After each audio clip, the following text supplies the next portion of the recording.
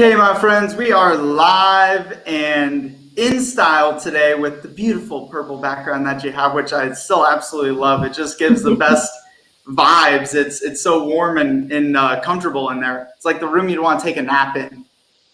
Thank you, Connor. It is my favorite color, so definitely, absolutely love it. Plus, it's in my company logo as well, so.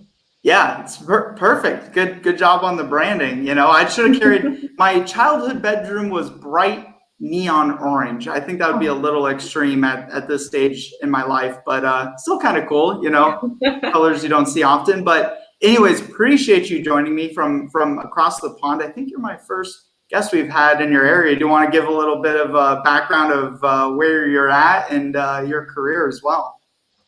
Thank you so much. It is a pleasure to be here with you today. So a bit about me. I am actually originally Malaysian, but I have lived and worked in Europe since 2004. I'm located in lovely little Lachen in Switzerland.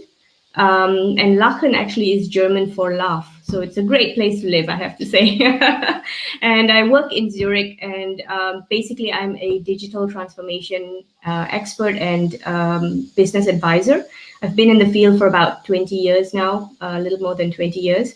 And it is really, the space to be at the moment. There's a lot going on, particularly around digital adoption. I have quite a broad range of experience in terms of advising multinational companies across various industries and various regions as well, in terms of how technology impacts their business and how they can transform their existing business operations, identify new business model ideas, as well as engage better with customers. And a lot of that gets translated into operational excellence, which is basically how your organization can utilize new technology and new solutions to operate in a more productive and effective way. So it's quite a broad spectrum of work, but definitely very interesting work. When you were younger, did you imagine yourself guiding down to this particular career path, or did you have something else in mind? I actually did not imagine myself to be in the tech space. I have to say it was kind of a shot in the dark when I went into university, and I was signing up for different courses, and basically computing and information stood out. And this was mid 90s, when it wasn't even a thing back then. And I thought, oh, this sounds interesting, could be something for me, and signed up for it and joined the university course. And next thing you know, I was I took to it really well. So computing and programming and these sort of topics, technology topics, are very logical. So you need kind of logical thinking, structured thinking, problem solving. I love problem solving. I love a good mystery. So trying to resolve a technology problem, trying to develop a new solution for a client, I love doing that. And so these things, I just took really well to it and made a career out of it. And particularly around consulting, I had no idea what consulting was when I was entering the job market. Accenture actually poached me from my post-university days. They used to visit universities, and they basically came up to me and said, if you would be interested, you can join us as a analyst. I had no idea what consulting was back then. And I thought, hey, they pay higher than the market value, so why not? And turns out, made a career out of it for 20 years. It's definitely an area that I absolutely love. The human interaction, working with different companies, the breadth of experience that you gain in the industry, absolutely love that. Yeah, 100%. Consulting is one of those interesting industries for sure. Would you consider yourself more, because you have a very interesting technical background. I know you work with a lot of technical style roles, engineers and everything like that. Would you consider yourself more of an extrovert or an introvert? This is actually a very, very interesting question. And I have to say, it's probably something that I figured out much later in life, now in my 40s. I'm an introvert in terms of my personality and my character. I absolutely love my quiet time. I do my best thinking, love nature walks. These sort of things really energize me. There's nothing more stressful for me than going to a big event and meeting lots of people. But I'm an extrovert by training for my profession. So in terms of business, in terms of public speaking, I shine as an extrovert there, and it's probably because I got trained to be an extrovert through the consulting industry, basically.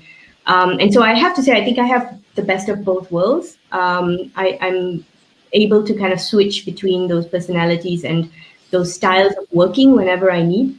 The introvert part is the part that I think resonates really well with clients as well, because I have this really, I love engaging with people on a one-to-one basis, getting to know them in a much deeper level. I like the quiet times that I get with people, when you can really kind of deep dive and get to know each other and really understand each other's motivations. And this is a key element for digital transformation, because a lot of that involves change, and change creates fear. And a lot of what I have to do, sometimes I joke around with my clients and say I'm like a therapist, because I kind of handhold them and let them talk through their problems with me. And this sort of sounding board and business advisory, I think that's the part that really has an impact on people. And so, this is such an interesting conversation as well, because people, even non-technical roles, but a lot of the folks that you work with as well would just chalk it up to, oh, I'm an introvert and that's who I am. And so like, this is how I communicate. And it has bigger business implications too. I mean, it can hurt every area: sales, marketing, product development, digital transformation, like you mentioned. How did you cultivate that outside of even just speaking? Like, how do you recommend people train it in themselves to be extroverted if they are very engineer minded or very analytical minded? People that communicate very differently, from an IQ to like an EQ type personality. I think this is a very interesting topic, because there tends to be a perception around very hardcore tech people being introverts and not having those kind of abilities to engage well with other people or to interact with people on teams and so on, as well as extroverts tend to be they're perceived as better leaders because they are able to manage people and engage with them better.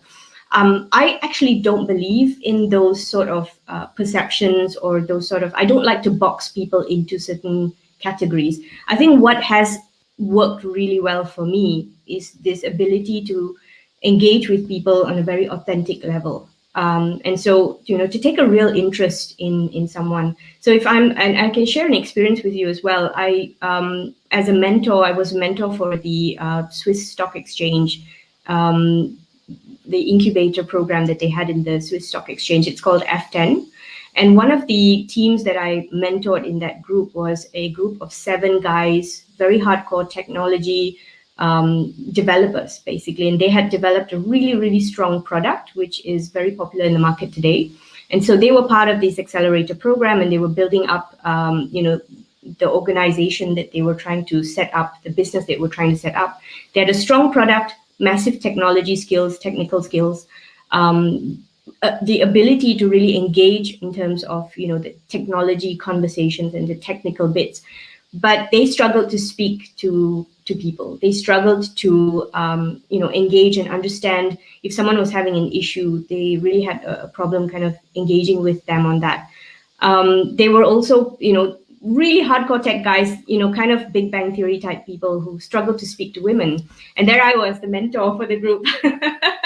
And so it was a really interesting learning for them. Intimidating the crap out of everybody, I'm sure. It was a really engaging experience for both sides, right? Because I learned how to engage and deal with very hardcore tech people. And they learned from me as well, how to manage interactions and how to start looking beyond, the kind of the head side and start looking more at the hard side of things. So authentic communication, really looking at taking an interest in another person, taking an interest in what motivates the other person, and understanding how you can collaborate in a better way. I think that's kind of the direction I would say. Try to look beyond and try to really value each other's capabilities. And this is a very, very important element. It's not just technical capabilities that are critical. It's not just leadership capabilities, but sometimes you have people who are working on HR, people who are working on, even if you have someone who's an office administrator, value the contribution they make to the entire team and to the organization as a whole. And I think when you show that mutual respect and value each other's capabilities, that's when you really can engage with people on, a much better level and really achieve mutual success, I would say. So that's kind of what I try to focus on.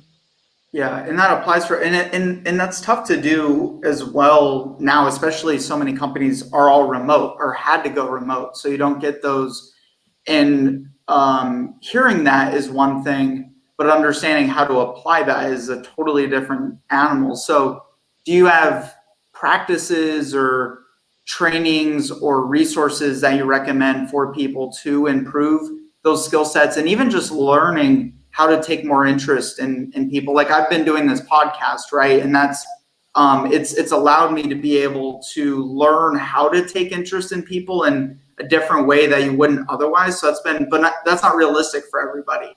So how would, an engineer in a company or in a 10-person startup, like what kind of recommendations and strategies would you suggest for them? There are many kind of books and resources out there, but the one thing that I would kind of recommend, or I would say is the thing that had an impact on me, is mindfulness. You'll get quite a lot of resources online, as well as, you've got apps and books that talk about mindfulness. For me, the essence of it is really to be present in the moment and to understand what is happening, what's going on around you, to be aware. And I think the way I try to practice awareness is, for example, if I'm in a situation or a conversation with a colleague and I find that, I'm not feeling good, or I'm starting to get annoyed or angry, the way I practice it, to stop myself and to say, right, what is this feeling? Why am I feeling this way? So to kind of take a moment and it's like a checklist or a self-check where you say, what was the thing that triggered this emotion? And I try to then think through the conversation a little bit and say, right, this was the piece or the part that really struck me and that didn't sit right. So why didn't that sit right? And, you kind of self-check. And doing that it takes practice. So it's not something that you can do, because people tend to, especially people who are driven by emotion, and if you're in the moment, it's difficult to practice that. But it really does have a huge impact on the way you interact with other people, because you kind of take stock and you realize, okay, this was the specific thing that did not sit well with me, and why that didn't sit well. Let's address this in a rational way. And that's helped me a huge amount in terms of engaging with different people. It's helped with transformation work, because sometimes you always have in every organization, not sometimes, but most of the time, you have someone who is swimming against the current. That one person in the room who's just not happy with what's being changed, and the transformations that are occurring, whether it's based on fear, whether it's based on breaking of silos or losing control over the work that or the work area they feel they had control over. So a lot of these a lot of times in these situations, things can get heated. It can get personal as well. And so it does help to stop and say, okay, what's going on here? How do I feel about this? And the other thing that has helped me quite a lot is really to look at the motivation of the other person. So if I'm conversing with another person and they seem to be conversing in a way where I'm not happy with the conversation, or they're getting very personal in the discussion or offensive, I stop myself and think, what could be triggering that person? Something's happened here that's making that person react extremely negatively. So let's think about what that could be. And a lot of times that creates a certain empathy for the other person. And when you converse based on empathy and based on that sort of value system, the conversation just shifts away from any kind of negative interaction towards a more positive side. And so these things, and I have to admit, in my 20s and 30s, they were much harder. I don't know if it's an age thing, but it was much harder to practice such things. And it's a little bit easier now, maybe because I've gotten into the habit of doing it, and I'm able to take stock of myself and of others a little bit better. But it's definitely something I would encourage people to do. Yeah, we have this weird human nature thing where we seem to assume other people are thinking the way that we do, instead of really taking it. And so, like, if they're upset or communicating in a way that they're frustrated, we assume it's something that we can connect because of our own motivators. instead This of is taking a really step this back. is really the point, though, right? Because Yeah. we tend to assume people are thinking the way we think. Yeah.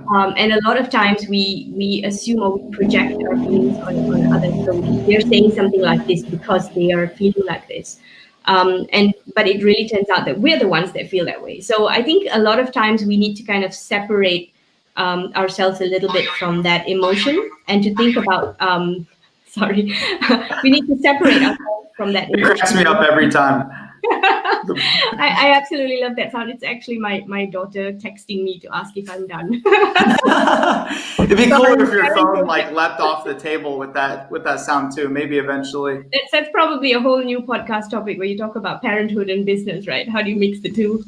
Yeah, Yeah. I wouldn't be the expert on that one for certain, but I'm sure you have quite a bit you could share with that. Ray, Ray Wolf dropped an interesting comment into the chat here, which I thought applied really well, which is the trends and what trends in redesigning the way people work are you seeing right now? Being a consultant, you get this beautiful, what the overview effect of things that other business owners or departments are just not seeing. So to connect that as well, you and I also very much talked the other day about how taking a step back and removing yourself and practicing those mindfulness activities, not just like in the heat of the moment, but through things like meditation or eating well or resting and everything. But touch on that real quick. And you just in these companies that you see are really pulling it off, and they're being lean and they're being agile and they're coasting with their digital transformation. What trends, like how are people redesigning the way that they, work? What are you seeing there? This is a very important topic at the moment, particularly that, in 2020, when we've seen so much change in terms of the way we work. We've never before seen the massive amount of shifts into the virtual world, into work from remote locations, work from home, as we've seen in this past 8 months. And so I think this is a very important topic. The one thing I have to say, though, what we have noticed is companies that had a very strong or a human-based culture, those cultures were augmented by COVID. And the companies that did not have very strong cultures or tended to have more negative values within their cultures, those things got augmented during COVID as well. And those companies did tend to struggle in terms of ways of working, in terms of engaging people, keeping employees motivated, continuing to create business resilience and create revenue through those difficult times.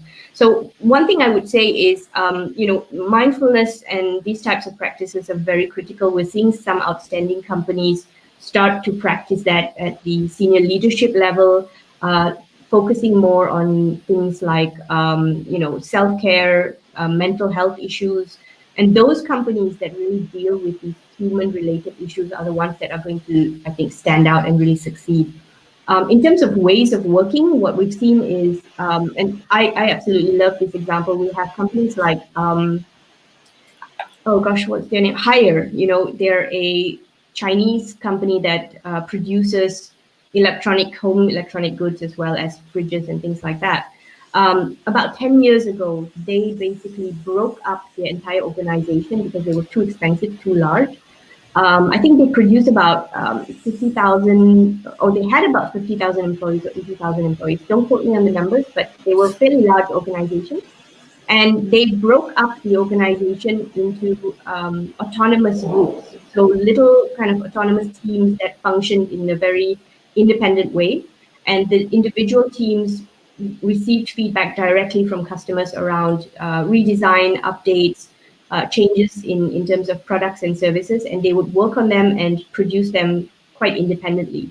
And people were able to manage their own work. They were able to manage their own environment and interaction. So they basically broke the hierarchy down into kind of holacracies, different groups that were working independently. And they were able to triple their market cap within 10 years. And they were one of the companies that have been extremely successful during this COVID environment as well, because people were self-engaging, they were self-motivating, they were being recognized for their contributions. And they were working together in small teams, which remote teams as well, which were extremely successful. So you had smaller groups that you were interacting with. There were no silos. There were no hierarchies and procedures that you had to follow. Basically, you shifted an environment, or they were able to shift into an environment where trust in employees were priority. And this was for me, when I read about this company, I thought this is a massive transformation in terms of ways of working. I'm not sure very many companies would be bold enough to try something like that, but it would be very interesting to see that as a growing trend. And we're seeing many other companies, particularly software development companies as well, that are shifting into that sort of holacracy and independent work team type environments. So this would be something I would say is potentially a growing trend and a must in today's environment, because people are shifting away from, they've started to see you don't actually need to be physically present to produce the work that you need to produce, to be productive, and to engage with your teams. And I think this shift in mindset is going to stay. Getting rid of the bureaucracy. Yeah, for sure. Yeah, you do see a lot of companies doing that. Some of them pre-COVID, some of them have to do it because of COVID, is really that decentralization of how the company's set up. You're seeing the rapid companies really setting themselves up more like communities rather than a company. And it's more of a flat, I mean, that's how we run our organization. We're a flat organization. Instead of like, I'm your boss and that's your boss and that's your boss too.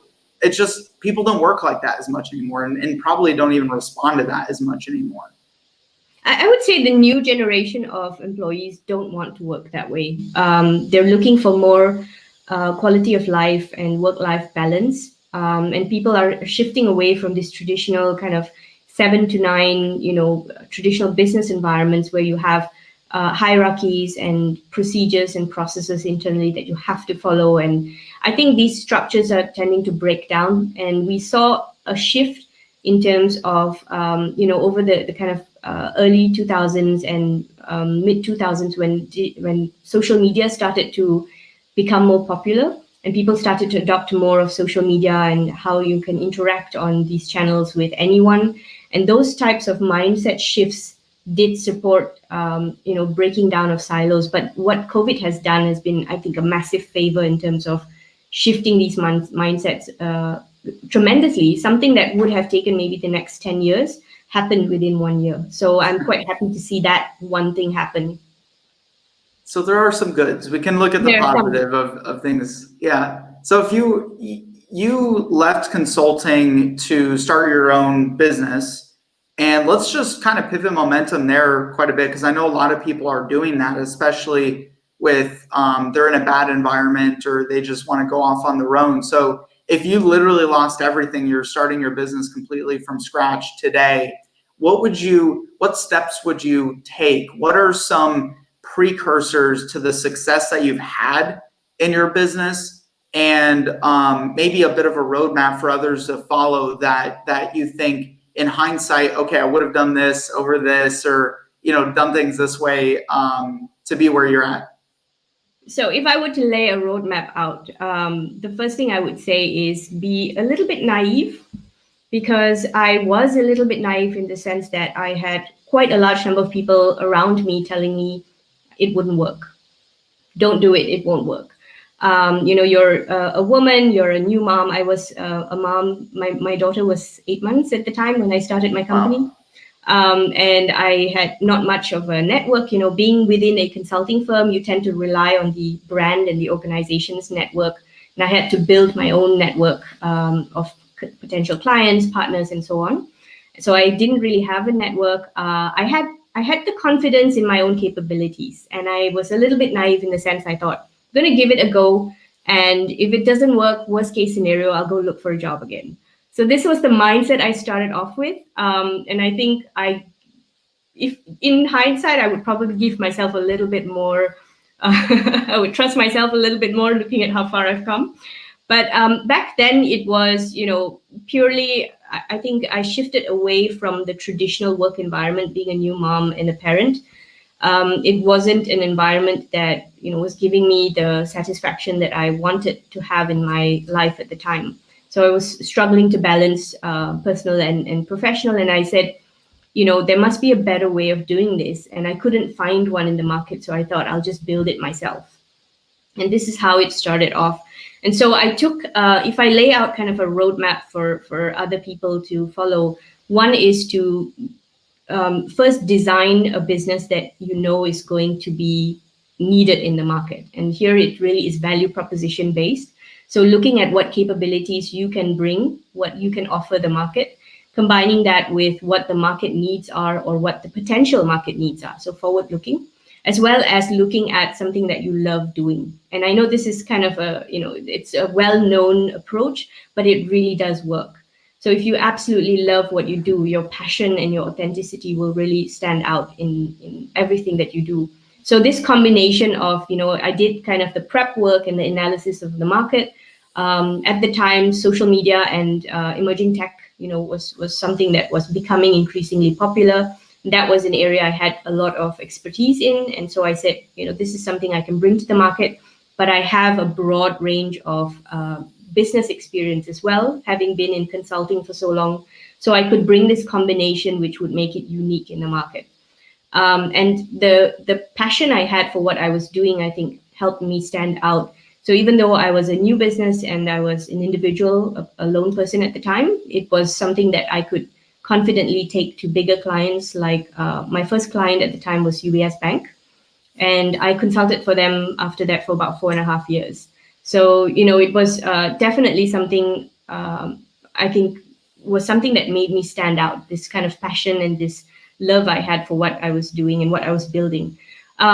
Definitely look at a couple of things I would advise people on is one, look at your portfolio. Don't spread yourself too thin. Try to focus on what you're offering the market and build on that over time. Another thing I would say is, particularly in consulting business, I think this is something I had to learn. I had the first big project with UBS, took it out to market, earned quite a lot of money at the beginning. And then the project stopped for a bit. And then I realized I had no prospects. So that was a big learning for me because I had to then realize, great, so I need to have consistent income. And on top of that, I need to also do business development, marketing, client engagement, all of those things together. And so I had to learn how to run all of these different kind of streamlines together and create a steady income while building my business at the same time. So you realize when you're in the corporate world, what you have to work on and the amount of knowledge you build is probably very limited compared to what an entrepreneur needs to have or needs to know. And so that learning curve was big. Yeah. So that was a huge learning for me. And I have to say, no regrets. It's been a fantastic journey. It's not easy. If anyone's looking for an easy ride, this is, starting your own business is probably not it, but it's definitely very satisfying. Yeah, and that's why I love having these conversations, because people can learn from you and hear some of those mistakes, so to say, or successes and wins. And instead of having to fall for it themselves, they can just follow the roadmap to success. And on that too, even right now, are there any particular subject matter experts or thought leaders or resources that you're studying really heavily right now? So there are a few different. So for example, Gary Vee is someone that I constantly follow and watch. One, because I like how bold he is, and his messages are always on point. And I'm shifting a little bit more into looking at new leadership styles. So the CEO of Netflix, I forget his name, Reed Hastings, I think. So he's put out a new book, the No Rules book. Which is very, very interesting. I think, if someone's interested in learning a little bit about running an organization with no rules, there are positives and there are negatives to it. So might be worth deep diving into that. But I am shifting a lot more into kind of looking at mindfulness and looking at the people side of things. So I've built a lot of experience around the tech side and around the business side. And I've shifted a little bit more into leadership coaching, helping leadership and management teams with digital mindset and agility, in leading transformation initiatives, as well as board members in terms of understanding the new business environment, the kind of digital physical combination business environment. And so I've started looking more into those types of topics around human engagement and how do you help people transform, help people navigate these transformation journeys. So and on a personal side, I'm a big fan of Maya Angelou's work. So I read a lot of her books as well. And that's helped me as a woman of color in terms of being bold, in terms of knowing myself, my strengths. There's a lot of challenges that people of color face in terms of, you've almost got to be prove yourself 3 times more than anyone else in business. And sometimes this sort of bold voice in the background does help quite a bit. Yeah. How do you think we can overcome that? Because that was an interesting conversation we've had, is in my mind, and this is just from maybe my upbringing, whatever, like people are people, no matter the color, gender, whatever their background scenario, I would judge on character. How do we overcome that? Is there a point where people were overcompensating and trying to push, like if I were, was going to label this podcast women breaking big barriers versus just saying breaking big barriers, like how do we overcome that? What's your perspective on that? It's a very big topic. How do you overcome that? I think for me, it's more about looking at people as individuals, as you said, right? So really trying to understand what that individual's capability is, or what the capabilities are, and looking at the journey they've been on, the kind of experiences they've built, and really trying not to. We all have this. It's a kind of unconscious bias, I would say. We all have an unconscious bias, whether it doesn't matter who we are, every individual has this, because we are growing up in certain environments, because we've had certain life experiences, we've had certain upbringings with our families, and the people that are in our lives. We all it's in our DNA. Like it's in our like exactly. If you're in cave times and you have to discriminate against certain things to be able to survive, so it's like beating that out of our DNA in the modern world as well. I think this is very important to understand. It's not to say certain people of certain races have bias and others don't. Everyone has certain biases, because we grow up with different experiences and we have biases against different things. The challenge for us is to really look at making sure these biases don't drive decisions that we make. And the biases are, to be aware of those biases as well. To not recognize them is the biggest problem we have, I would say. Not recognizing that everyone has a bias and we need to be aware of it. And so for me, this is really, I would like to be assessed as not a woman leader, but as a leader, right? And I would like to be assessed as not just a female entrepreneur, but an entrepreneur. And I would like to, gain the same opportunities in the market as anyone else. And I think this is a very, very important question to address. How do we make sure people get the right opportunities? And sometimes it's not just about getting the opportunities. Sometimes it's about the opportunities not even being presented to me because of who I am. And, I might not even get the opportunity to, pitch for a certain project or to meet a certain person simply because I'm not invited to that event, or I'm not part of that discussion because of who I am. So it's not just about making sure that, you create a level playing field, but make sure that everyone is on the playing field in the first place. So it's a much, much bigger topic. I think every individual plays a role in this. Everyone needs to, the one thing I would say that we need to learn to do better as a human race is to be able to discuss these topics without getting offended and without getting upset around these topics. And if we're able to put the emotions aside and have an objective topic discussion on these topics and say, let's address it, let's talk about it, let's find ways to resolve it and collaborate together to resolve it, I think that would help quite a bit. Yeah, and it all kind of comes full circle because it goes so much back to the communication, learning good communication and empathy for others. So I'm glad we can have these conversations. They're important, and I'm constantly questioning my own perspective on those on that area and not on that topic. I think everybody should and needs to. Why are you going to look at one person versus the other for one scenario versus another?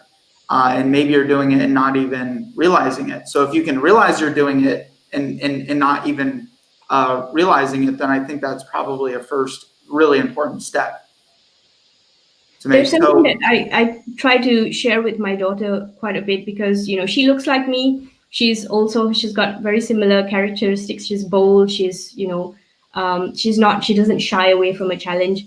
And so I keep telling her, in this world, it's a human world. And sometimes sometimes doors get closed on you. And if the door doesn't open, an opportunity doesn't come your way, then you try to break the door down. You try to break the window next to the door and try to get in anyway. Don't let anyone hold you back, and don't be limited by the limitations that other people set for you. And I think this is a very important message that I learned, and I want to impart on her as well as the listeners. Never ever let other people decide what your limitations are. You've got to be limitless in your thinking and be limitless in what you think you can achieve. Yeah, take responsibility of your own perspective or perception of what's happening. And I think you have I'm glad we're able to highlight you and highlight this. And I think you're a great person to follow and to model, especially if you feel like you are hitting, certain barriers there. I mean, you have done so much that we haven't even touched on. It's in your bio, and we'll share the links. And I hope everybody listening to this who found it interesting goes and follows you and studies you and reaches out to you and asks for the help and extra perspective. With that, just in kind of winding things down here, is there anything else that's really top of mind for you that you think would be really important to touch on and could be actionable for our listeners? So if we say, we talked quite a bit about the human side of transformation and what companies are facing in terms of engaging with employees. I think a really important element as well is looking at business transformation in the current moment, because we're faced with such an unusual circumstance with COVID. Looking at your organization and thinking about, what can we do differently? How can we transform ourselves? And this is something that I'm working with quite a few companies on, and it's quite an exciting area to be in because we are breaking traditional business rules, breaking the traditional way of doing things, and coming up with completely new way of doing things. There's an appetite at the moment for it, and there's a mindset for it as well. So if you're struggling with those things, we've got quite a lot of resources on our website as well, and feel free to reach out to me. This is something that, it's a must do today rather than a can do. Looking at how you can engage with your customers on digital channels, as well as how do you optimize your business operations and create business resilience, which is a key element today. So you said you will share the resources, and I really hope people reach out and we can support them on that. Yeah, links, everything. And what's the best way for people to find you, follow you, and get into contact with you? So LinkedIn would be the best way to reach out to me, but I'm also quite active on Twitter. And if all else fails, they can reach out to me on our website, lardipartner.com. Awesome. Well, this has been great and thank you and enlightening. And I really appreciate you taking the time to have this conversation. And I'm going to go ahead and pop you here. We're going to wind things down. So make sure you give her a follow. Make sure you check out her website. Go connect on LinkedIn. And for those of you who are still tuning in, do not forget as well, subscribe on all your favorite podcast apps. You can find B2B Mentors anywhere and everywhere. Leave a 5-star review so others can find the show too. And we will see you guys over on the next one.